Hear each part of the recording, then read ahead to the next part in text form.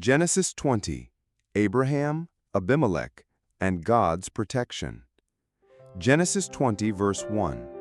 And Abraham journeyed from thence toward the south country, and dwelled between Kadesh and Shur, and sojourned in Gerar. This verse sets the geographical and narrative context. Abraham is on the move again, and the stage is set for a test of integrity. Genesis 20, verse 2.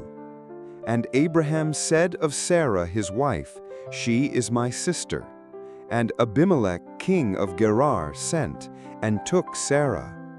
Abraham repeats his deception, risking God's promise. This moment introduces the central conflict of the chapter. Genesis 20, verse 3. But God came to Abimelech in a dream by night, and said to him, Behold, thou art but a dead man for the woman which thou hast taken, for she is a man's wife. God intervenes directly, warning Abimelech in a dream, showing how seriously he guards his covenant. Genesis 20, verse 6. And God said unto him in a dream, Yea, I know that thou didst this in the integrity of thy heart, for I also withheld thee from sinning against me.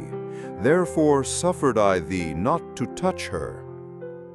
A powerful reminder that God not only sees hearts, but actively protects his plan by restraining sin.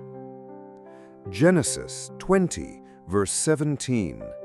So Abraham prayed unto God, and God healed Abimelech and his wife and his maidservants, and they bare children. Restoration follows repentance and intercession.